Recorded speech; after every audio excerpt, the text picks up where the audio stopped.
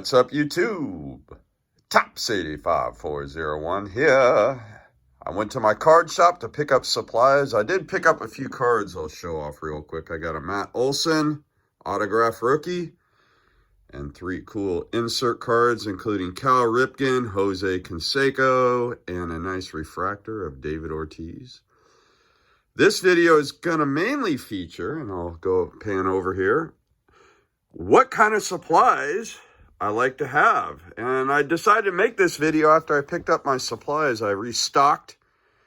And these are supplies I would recommend every active collector has lying around. So first of all, you got to have bags for your top loaders and magnetics. So have those. In addition, you want to have bags for your graded cards. And other bags for like top loaders and stuff like that. These are the bags that seal, resealable bags that will protect your cards. In addition to that, you want to have every size top loader available. So I got 35 point, 55 point, 75 point, 100, 120, and 180 point, and I think I have some 150 point top loaders too. I generally like to have several of those lying around just because you never know when you're going to get a real thick card that you don't want to put in a magnetic. Of course, you want to have a variety of different magnetics. I personally like to use 35 to 180 point magnetics. I typically don't collect anything that would exceed the 180 point. So I always have lots of these lying around. It's just really nice to have these. That way when a card comes in, you can hold them up right away. There we go with a 180. So all kinds of different magnetics. In addition to that, I like to have semi-rigid holders. We got, well, the Card Saver 2s, or Card Saver 1s I typically don't use that much. No, that's a Card Saver 2. I prefer Card Saver 1s, the real big semi-rigid holders. They're good for all kinds of things. Nice to have those lying around, especially like the old Bowman cards and old oversized Topps cards and stuff like that. So good to have some semi-rigid holders. People that grade cards, I know they like to put their cards in the semi-rigid holders before they send them off to grading.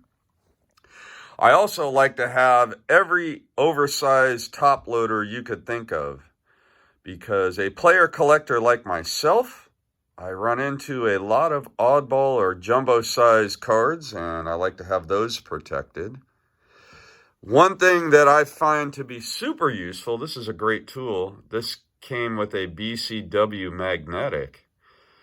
But you could see over here on the side, it shows you the depth or the thickness of the card that you want. If you want to measure before you pull out a magnetic or a top loader, you could do that and be able to measure so that you use the right holder. That's super important. I also, this might kind of sound funny, but whenever I get a new pair of shoes or something that has a silica packet, I usually like to have these lying around so I can put them in my 2-row boxes to help with moisture. So silica packets aren't the worst thing in the world to hold on to. And I also like to keep decoys that I get from packs, because you never know when you're going to need a decoy.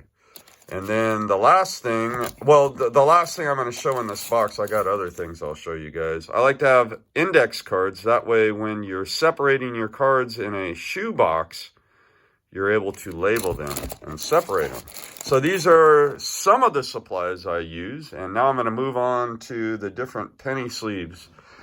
There are lots of penny sleeves out there, guys. It's more than just your typical penny sleeves. So of course I got the regular penny sleeves, but on the jumbo cards, it's nice to have sleeves for the jumbo cards to protect them. So I got a couple of those, and then they make tobacco card inserts, and you can see there's a tobacco size card in the insert, and that way you're able to house the tobacco card in a top loader, magnetic, or regular binder page. They do the same thing with the Bowman cards. This one says for the size of a 48 Bowman, but of course you could use either one of those inserts for all different types of cards.